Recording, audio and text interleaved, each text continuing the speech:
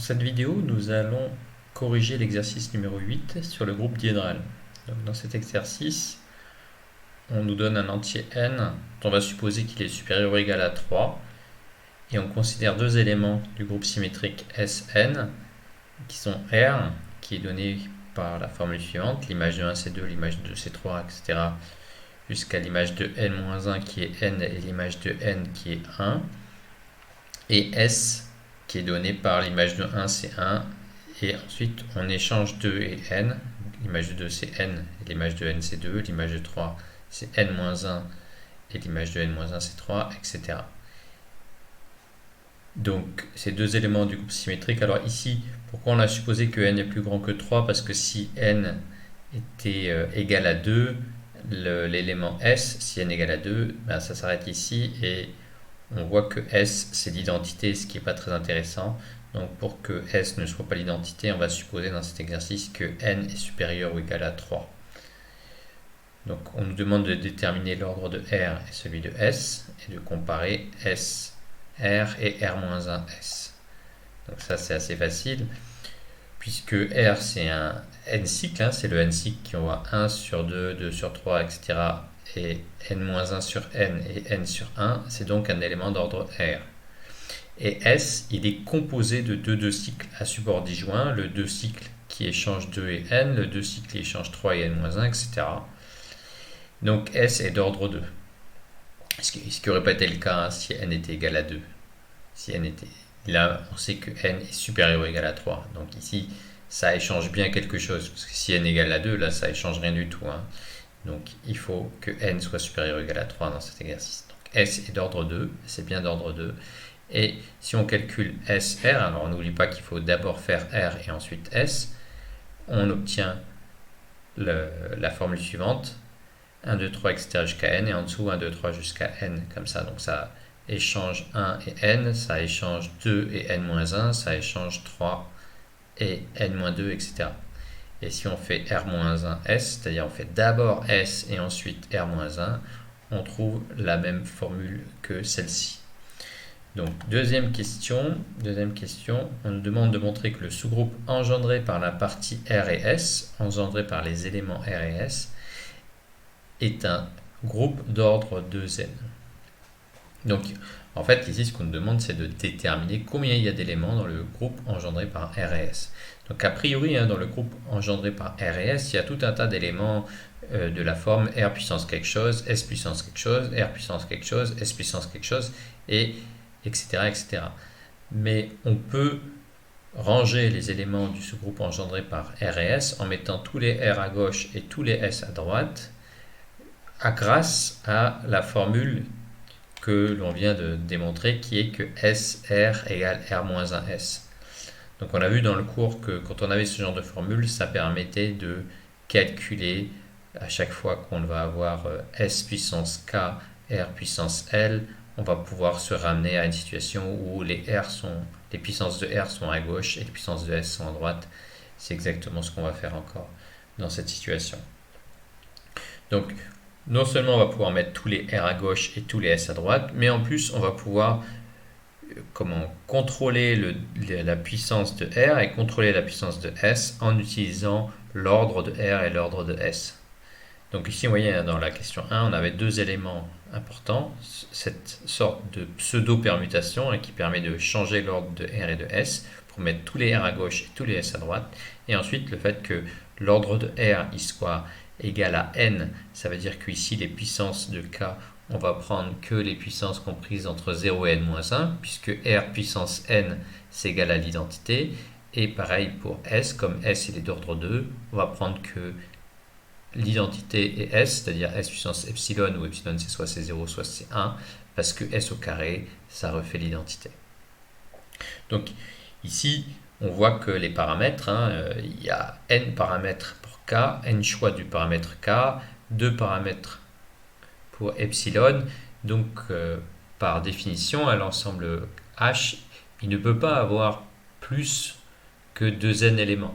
Par contre, il pourrait y avoir moins que 2n éléments s'il y avait dans cette liste des répétitions. Donc, ce qu'on va démontrer, c'est qu'il n'y a pas de répétition, et si on montre qu'il n'y a pas de répétition, ça montrera que l'ensemble H, il est bien de cardinal de Z. Ensuite, on va montrer que H est égal au sous-groupe engendré par R et S pour montrer que l'ordre du sous-groupe engendré par R et S est égal à 2Z. Donc, commençons par montrer que le cardinal de H est égal à 2N.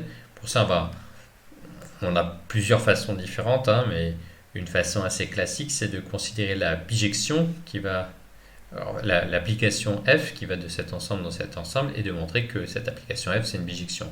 Parce que l'ensemble qui est là, qui est un produit cartésien, lui, on sait qu'il est de cardinal, le produit des deux cardinaux. Là, il y a 2 éléments, là, il y a n éléments, donc ça fait 2n éléments. Donc l'application est très simple, hein, elle est définie par la formule f de k epsilon r puissance k s puissance epsilon. Cette application, par définition de h, cette application f, hein, qui va f elle va de ça. Alors on a oublié de mettre une flèche ici.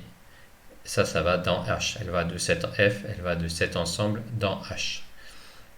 Et donc on voit par définition de h que h est l'image de f. Donc l'application f, elle est surjective de cet ensemble dans h. Donc on va juste montrer qu'elle est injective pour montrer qu'elle est bijective. Pour montrer qu'elle est injective, c'est très simple. On prend 2 éléments k et k', epsilon et epsilon'. On suppose que f de k epsilon, c'est f de k' epsilon'. Donc qu'est-ce que ça veut dire? Ça veut dire que cet élément est égal à cet élément-là, et il faut en déduire que k égale k' et epsilon égale epsilon'. Donc pour ça, ça c'est une application, on peut bien l'appliquer à ce qu'on veut. On va l'appliquer par exemple à 1. On sait que l'image de 1 par S, c'est 1. S est défini comme ça, hein, donc l'image de 1, c'est 1. Et par une récurrence immédiate, on voit que l'image de R puissance K de 1, c'est K plus 1. Pour les K qui sont compris entre 0 et n-1. Donc, on peut voir, hein, ici l'image de R puissance 0, l'image de 1 par R puissance 0, c'est 1. R puissance 0, c'est l'identité. L'image de R puissance 1, c'est 2. C'est 1 plus 1. Une fois qu'on a fait l'image de R au carré de 1, R au carré de 1, c'est R de 1. Donc c'est R de 1, c'est 2, et R de 2, c'est 3. Donc on voit que comme R, de toute façon, à chaque application R, on ajoute 1, et bien, si on fait k fois l'application R qui consiste à rajouter 1, et bien au bout de k étapes, à partir de 1, on a ajouté k. Ok. Donc la même chose est vraie pour k'. Ok, ça c'est vrai pour des valeurs k et k' qui sont comprises entre 0 et n-1. Bien sûr, ce ne serait pas vrai pour R puissance n. R puissance n de 1, ça fait 1, puisque R puissance n, c'est l'identité. R, c'est un n cycle. Et donc, on va appliquer ça à 1. Donc, on voit que k plus 1, c'est RK S epsilon de 1, puisque peu importe le epsilon, S de 1, ça fait 1, et l'identité de 1, ça fait 1. Donc, S epsilon de 1, ça fait forcément 1. Et donc, ça fait RK de 1, et RK de 1, c'est égal à ça. Mais par ailleurs, comme ça, c'est égal à ça, et ben, quand on applique 1, on doit trouver la même chose, et pour la même raison, ce truc, il est au k' plus 1. On simplifie par 1, et on n'a que k égale k'. Une fois qu'on sait que k égale à k', et ben, l'égalité qui est ici, quand k égale à k', on peut simplifier RK et RK', puisque RK' c'est égal à RK, et on obtient que S epsilon égale S epsilon'. Si S epsilon égale S epsilon', ça veut dire que epsilon égale à epsilon', parce que epsilon soit c'est 0, soit c'est 1. Si epsilon égale à 0, par exemple, ça veut dire que ça c'est l'identité. Donc si S puissance epsilon' c'est l'identité, c'est forcément que epsilon' égale à 0 et pas égal à 1. Ok, donc epsilon égale epsilon', et on a donc facilement démontré que l'application F, elle était bijective. Donc puisqu'elle est bijective, le cardinal de H, c'est le cardinal de cet ensemble, il est égal à 2n. Donc montrons maintenant, ce qui est intéressant, montrons que H c'est un sous-groupe. Pour montrer que H est un sous-groupe, on va montrer tout simplement qu'il contient l'identité et qu'il est stable par l'application x, y, moins 1. Donc, il contient l'identité parce que l'identité, alors l'ensemble H, c'est un ensemble défini par des paramètres. L'ensemble H est défini par des paramètres Donc pour montrer qu'un élément est dedans, il suffit de trouver les bons paramètres. Pour l'identité, c'est très simple, hein, on prend k égale à 0 et epsilon égale à 0. Ok, donc maintenant on considère deux éléments de h, soit x, y appartenant à h. Comme c'est un ensemble défini par des paramètres, il existe des k et des k', des epsilon et des epsilon' tels que ça. Ok, on calcule x, y puissance moins 1. Donc x, y puissance moins 1, ça fait x et y à la puissance moins 1. Donc c'est l'inverse du produit, c'est le produit des inverses pris dans l'ordre inverse. Donc ça fait s epsilon' puissance moins 1 et r puissance moins k'. Donc on obtient cette formule-là et donc c'est toujours la même idée. On essaye de mettre tous les r à gauche et tous les s à droite pour montrer que c'est un élément de h. Donc, pour ça, il y a deux possibilités. Une possibilité epsilon moins epsilon', comme epsilon et epsilon', ils valent soit 0 et 1, soit on a fait 0 moins 0, soit on a fait 1 moins 1, soit on a fait 1 moins 0, soit on a fait 0 moins 1. Donc, il y a trois valeurs possibles pour le résultat. Soit le résultat c'est 0, soit le résultat c'est moins 1, soit c'est 1. Donc, on va, dans un premier cas, étudier la situation où epsilon moins epsilon' égale à 0. Soit que c'est 0 moins 0, soit que c'est 1 moins 1. Alors, là, du coup, c'est très simple, puisqu'on a s puissance 0, ça fait x, y puissance moins 1, il est du coup égal à r puissance k moins k'. Donc, c'est la partie du milieu qui s'en va. Mais, donc, ici, est-ce que r puissance k moins k', c'est bien un élément de h? Est-ce que c'est bien égal à r puissance quelque chose, s puissance epsilon? Alors là, bien sûr, le epsilon, on va le prendre égal à 0, puisque c'est juste r puissance quelque chose, mais il faut quand même, pour que ça soit un élément de h, que notre puissance de r soit comprise entre 0 et n-1. Alors le truc, c'est que, bien sûr, la puissance ici, qu'on obtient, nous, la puissance qu'on obtient ici, k moins k', c'est peut-être un nombre négatif parce que k et k' ils sont compris entre 0 et n-1, mais peut-être quand on fait la différence, on obtient un nombre négatif, peut-être surtout si k' était plus grand que k. Mais c'est pas très grave parce que dans cette situation où on obtiendrait ici quelque chose de négatif, on pourrait rajouter un n ici, parce que r puissance n c'est égal à l'identité, hein, rappelons que r est un élément d'ordre n, et donc x, y moins 1, il est aussi égal à r puissance n plus k moins k'. Quand on rajoute n, comme k et k', de toute façon ils sont plus petits, tous les deux compris entre 0 et n-1, quand on fait la différence, on obtient quelque chose qui est compris entre moins n-1 et n-1. Et donc quand on va rajouter n, on va obtenir ici un nombre qui est compris entre 0 et n-1 dans le cas où k moins k' était négatif. Donc, puisqu'au moins un des deux entiers, soit k moins k', soit n plus k moins k', est dans cet intervalle, donc l'entier qui est dans cet intervalle, c'est k moins k', dans le cas où k moins k' est positif, et c'est l'autre n plus k moins k' si k moins k' est négatif. On en déduit que x y-1 est bien dans h. Alors ici, on a fait ce petit raisonnement. Ici, à la place de ça, on aurait pu faire comme on avait fait en cours, de faire la division euclidienne de k moins k' par 2. Mais c'est exactement ce qu'on a fait ici. On a fait la division euclidienne de k moins k' par 2 avec deux possibilités. Un reste égal, la division de k moins k' par n, pardon. Soit avec un reste et un quotient égal à 1 et soit un quotient égal à 0 ici.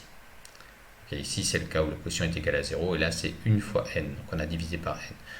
Donc ce raisonnement ici il remplace ce qu'on avait fait dans le cours, on avait fait une division euclidienne à la place de ça.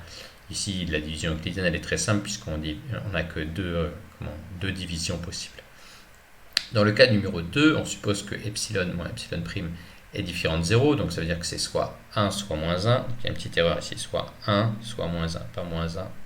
Donc soit 1, soit moins 1. Donc dans les deux cas, on a s puissance epsilon ou s puissance 1 ou s puissance moins 1. Si on a s puissance moins 1, c'est pareil que s, puisque s c'est un élément d'ordre 2, c'est-à-dire s au carré égale l'identité, donc s moins 1 égale s. Donc comme s moins 1 égale s, ici, le cas où on aurait ici s moins 1, on ne le met pas puisque s moins 1 égale s.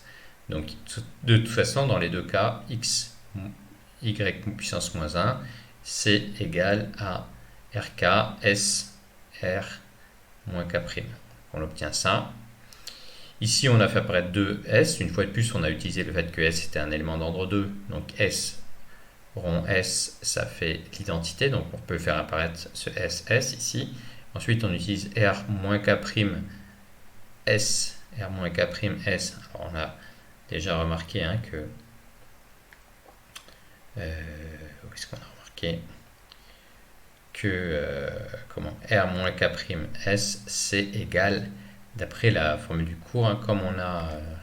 alors on va le remarquer après, c'est que... Alors, où est-ce que c'est... Ok. La formule qu'on a là, qui dit que S, R égale R puissance moins 1K, cette formule, elle implique que S, R puissance K, c'est égal à R puissance moins K, S. Ça, c'est la formule du cours. Elle dit que si on a ça, alors pour tout K, S, R puissance K est égal à R moins KS. Donc c'est ça qu'on a utilisé ici pour remplacer dans le cas numéro 2 S R moins K' est égal à S R K'. Donc ensuite il y a le SS qui se simplifie, on obtient ça et on fait un raisonnement identique à celui qu'on a fait tout à l'heure avec les deux entiers pour montrer que XY-1 appartient à H.